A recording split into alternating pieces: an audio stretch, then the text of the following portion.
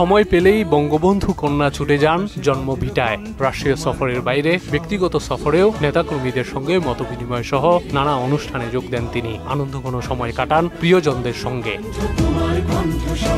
পদ্মা সেতু প্রকল্পের সমাপনী অনুষ্ঠান শেষে মাওয়া থেকে শুক্রবার বিকেলে সড়ক পথে গোপালগঞ্জে যাবেন শেখ হাসিনা। টুঙ্গিপাড়া পৌঁছে জাতির পিতার সমাধিতে শ্রদ্ধা জানাবেন তিনি।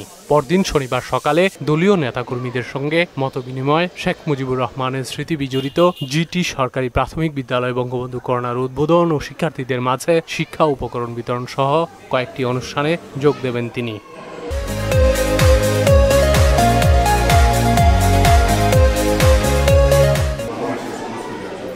দলীয় প্রধানের সফর ঘিরে পুরো জেলায় নেতাকর্মীদের মধ্যে উদ্দীপনা বিরাজ করছে। আওয়ামী লীগ ও তার সহযোগী সব সংগঠনের নেতাকর্মীরা অপেক্ষায় রয়েছেন অধীর আগ্রহে। এই স্কুলের ছাত্রছাত্রী সহ আশপাশের যে স্কুলগুলো আছে সেই স্কুলগুলোর ছাত্রছাত্রীরা অত্যন্ত আনন্দিত। শিক্ষার্থীরা মাননীয় প্রধানমন্ত্রীকে একেবারে সশরীরে দেখবার জন্য তারা অধীর আগ্রহে অপেক্ষা করছেন। দলীয় সব প্রস্তুতির কথা জানালেন স্থানীয় আওয়ামী লীগ নেতারা। আমরা সার্বিকভাবে প্রস্তুতি গ্রহণ করেছি। মাননীয় প্রধানমন্ত্রীকে বরণ করার জন্য আমরা সার্বিক প্রস্তুত আছি। গোপালগঞ্জের সমস্ত মুজিবপ্রেমী জনতা একটা উৎসব মুখর পরিবেশ তৈরি করেছে।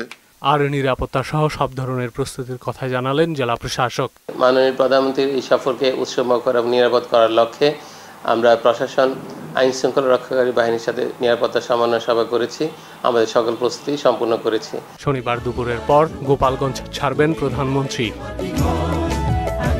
তামজিদ ভুইয়া, মোহনা সংবাদ।